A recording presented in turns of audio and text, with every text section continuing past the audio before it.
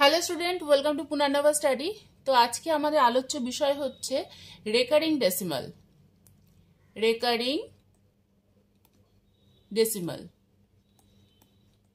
এই রেকারিং ডেসিমালকে বাংলায় বলা হয় হচ্ছে পৌনঃপৌনিক।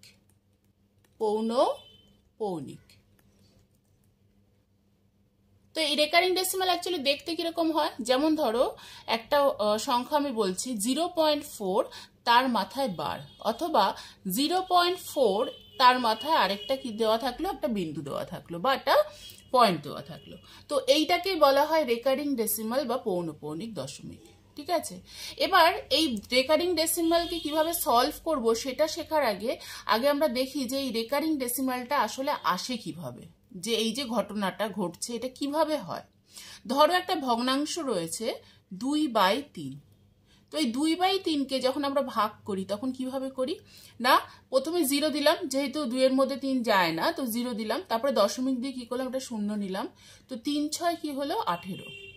এটাকে যখন বিয়োগ করব আবার 2, দশমিকের জন্য আবার একটা শূন্য, 3 6 কি 18, আবার 2 বিয়োগ করে আনলাম, দশমিকের জন্য আরেকটা শূন্য, 3 6 18। এইটা কিন্তু অনন্তকাল ধরে কি হবে, চলতে থাকবে। তো এইরকম যখন জিরো পয়েন্টের পরে, অর্থাৎ পয়েন্টের পরে যখন এরকম একই সংখ্যা বারবার আসে, সেটাকে আমরা লিখতে পারি কিভাবে, দেখো 0.6 তার মাথায় একটা বার, অথবা 0.6 ডট। এটাকেই বলা হয় কিন্তু কি না, রেকারিং ডেসিমাল। ঠিক আছে, তাহলে রেকারিং ডেসিমাল কিভাবে পেলাম আমরা সেটা বুঝতে পারলাম। এখন তোমাদের যেটা দেবে পরীক্ষাতে সেটা হচ্ছে যে এইগুলো সলভ কি করে করব, অর্থাৎ ওরকম 0.4 তার মাথায় যদি একটা বার থাকে, তো তোমাদের তো সিম্পলিফিকেশন চ্যাপ্টারে এরকম দেবে, যখন সিম্পলিফিকেশন থেকে ম্যাথ দেবে যে 0.4 তার মাথায় একটা বার রয়েছে, তুমি সেটাকে কিভাবে সলভ করবে। তো সেই সলভটাই কিন্তু আমরা এখন দেখব। ভালো করে দেখো, আমি কথা দিচ্ছি যদি একবার ভালো করে বুঝে যাও এরপরে কিন্তু এটা নিয়ে কোনোদিন কোনো প্রবলেম হবে না। দেখো কিরকম 0.4 বার, এটা কিভাবে আসলো তো আমরা আগেই দেখে নিলাম।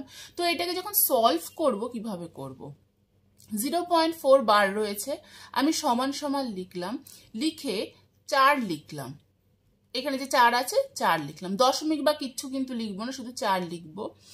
যে কটা সংখ্যার মাথায় বার আছে, এখানে কটা সংখ্যার মাথায় বার আছে, একটা সংখ্যার মাথায়, তো সেই কটা নয়, অর্থাৎ এখানে একটা সংখ্যার মাথায় বার আছে তাই একটা 9 হলো। এইটাই কিন্তু আনসার হবে, অর্থাৎ 4/9। ঠিক আছে, ধরো যদি এরকম থাকতো 0.87 তার মাথায় বার রয়েছে, তো এটাকে তোমরা কিভাবে সলভ করবে, 87 লিখলে 87 লিখে কটা সংখ্যার মাথায় বার ছিল না, দুটো সংখ্যার মাথায়, তো কি করব আমি 2খানা 9 লিখবো। বোঝা গেল, খুব সিম্পল ব্যাপার, যে প্রথমে দেখতে হবে যে কটা সংখ্যার মাথায় বার আছে, সেই কটা কি করতে হবে, শুধু নিচে 9 লিখতে হবে, এইটাই কিন্তু আনসার হবে। ঠিক আছে, এবার ব্যাপারটা হচ্ছে যে এইখানে 9 কি আছে, নয় একটা সংখ্যার মাথায় বার আছে বা দুটো সংখ্যার মাথায় বার আছে, তো সেটা নয় আমরা সলভ করা শিখে গেলাম। এইরকমও তো হতে পারে যে সবকটা সংখ্যার মাথায় বার থাকলো না, অর্থাৎ ঘটনাটা কিরকম হবে সেটা আমি তোমাদের দেখাচ্ছি। ধরো যদি এইরকম দেয় তোমাদের যে 0.36, এই 6 এর মাথায় বার, 3 এর মাথায় কিন্তু বার নেই, তো সেটাকে আমরা কিভাবে সলভ করব। এইটা সলভ কিভাবে করবে দেখো, খুব সহজ, একবার দেখে নিলে কিন্তু তোমরা করতে পারবে। প্রথমেই 36 লিখবো, অর্থাৎ আমাকে যে সংখ্যাটা দিয়েছে সেটা আমি এখানে লিখবো, মাইনাস সাইন দেব, দিয়ে যেটার মাথায় বার নেই সেটা লিখবো, অর্থাৎ এখানে 3 এর মাথায় বার নেই তো 3 লিখলাম, বাই যে কটা সংখ্যার মাথায় বার আছে, এখানে কটা সংখ্যার মাথায় বার আছে, একটা সংখ্যা, তো একটা 9 লিখবো। যে কটা সংখ্যার মাথায় বার নেই, এখানে কটা সংখ্যার মাথায় বার নেই, একটা সংখ্যার মাথায় বার নেই, তো এখানে কি লিখবো, একটা 0, অর্থাৎ যে কটা সংখ্যার মাথায় বার আছে সে কটা 9, আর যে কটা সংখ্যার মাথায় বার নেই সে কটা 0। বোঝা গেল, এবার এটাকে সলভ করি, এটা কত আসবে 33/90। এবার তোমাদের যেরকম অপশন দেবে, এটাকে যেমন আরো ছোট করা যায় কেটে দিয়ে, কিরম ভাবে কাটা যায় না, এটা 3 11 33, 3 30 90, অর্থাৎ এটার উত্তর আসবে 11/30। ঠিক আছে, বোঝা গেল। তো এবার ধরো আরেকটা আমি সলভ করছি, যে তোমার দেওয়া রয়েছে ধরো 0 পয়েন্ট, আচ্ছা দাঁড়াও এটা একটু মুছে দিই।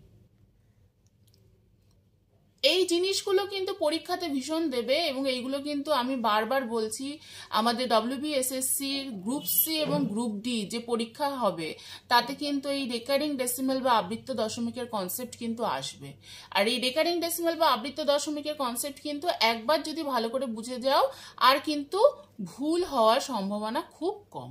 ঠিক আছে, আচ্ছা আমি আরেকটা অঙ্ক দেখাচ্ছি। দেখো এখানে রয়েছে 0.4267, 67 এর মাথায় বার আছে। এটাকে তুমি কিভাবে সলভ করবে?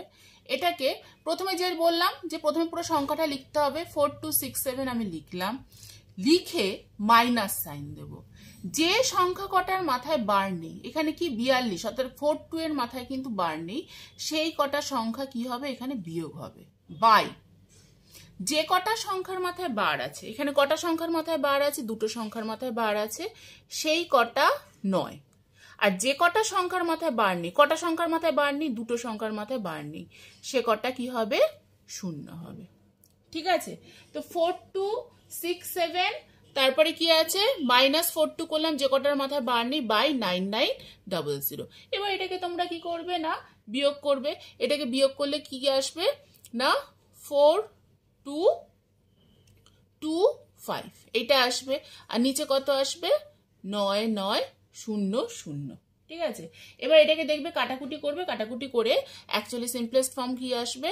169/396। এটাকে কাটাকুটি করে এইটা আসবে। ঠিক আছে, বোঝা গেল? এবার ধরো তোমাদের অঙ্ক দিল যে 8.467, এবার এটাকে কি করে সলভ করবে? এখানে তোমাদের আরেকটা আমি কনসেপ্ট ক্লিয়ার করি। সেটা হচ্ছে এই যে দশমিকের পরে যে আগে যে সংখ্যাটা না, সেটাকে কিভাবে লেখা যায় জানো? সেটাকে লেখা যায় 8 যোগ 467, যা আছে সেটা লিখলাম। বোঝা গেল?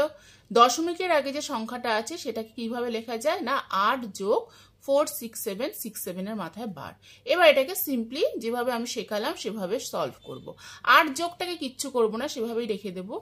467 লিখলাম, লিখে যে এই যে আমি পদ্ধতি শিখিয়েছি সেই পদ্ধতিটাই কিন্তু এখানে এখন ফলো হচ্ছে। কি না 4 6 7 লিখলাম বিয়োগ দিয়ে 4 মাইনাস বাই কত? দুখানা সংখ্যার মাথায় বার আছে তো দুটো নয়, একটা সংখ্যার মাথায় বার নেই তো একটা শূন্য। এবার এটাকে করলে কি হবে? এইটার পরে কিন্তু এই স্টেপটার পরে এই স্টেপটা আসছে। ঠিক আছে, এটা কত হবে না 8 যোগ 467 থেকে 4 গেলে কত থাকে? 467 থেকে 4 গেলে থাকে হচ্ছে 463 বাই কত? 990। ওকে, এবার দেখে নেবে যে এটা কাটাকুটি যায় কিনা। এটা কাটাকুটি যায় না, তো এটাকে তোমরা তখন কিভাবে লিখতে পারো? 8 পূর্ণ 463 বাই 990, এইটাই কিন্তু আনসার হবে। ঠিক আছে, বোঝা গেল? আশা করি রেকারিং ডেসিমাল বা পৌনপৌনিক যে দশমিক সেটা সম্পর্কে তোমরা পুরো ক্লিয়ার হয়ে গেলে। এই ক্লাসটা যদি ঠিকঠাক করে থাকো তাহলে কিন্তু এই জিনিসটা নিয়ে আর কোনো সমস্যা হবে না, এবং এই ধরনের অঙ্ক কিন্তু পরীক্ষাতে ভীষণভাবেই দেয়, এবং এই ভিডিওটা দেখার পর আশা করি আর কোনো প্রবলেম হবে না। তো যদি তোমাদের এই ভিডিওটা ভালো লেগে থাকে বা যদি কিছু শিখে উঠতে পারো তাহলে আমাদের চ্যানেলটা সাবস্ক্রাইব করো, আমাদের সাথে থাকো এবং ভিডিওটা আরও শেয়ার করে দাও। আরও এরকম ছোট ছোট ক্লাস, ছোট বড় সব মিলিয়ে আমাদের ক্লাস আসবে, যে ক্লাসগুলো ফলো করলে কিন্তু তোমাদের যে কোনো কম্পিটিটিভ পরীক্ষার জন্য তোমাদের অনেক সহজ হয়ে যাবে। এবং আমাদের লাইভ ক্লাসও আসবে, শনি রবিবার তো অবশ্যই লাইভ ক্লাস থাকবে, তাছাড়াও লাইভ ক্লাস থাকবে, আমরা সেগুলো আগের থেকে ডিক্লেয়ার করে দেবো। তা আজকের মতো এইটুকুই। আজকে যে ক্লাসটা শিখালাম যদি কিছু শিখতে পারো তাহলে আমার খুবই ভালো লাগবে, সেটা অবশ্যই আমাকে কমেন্ট করে জানিও। ঠিক আছে, চলো টাটা।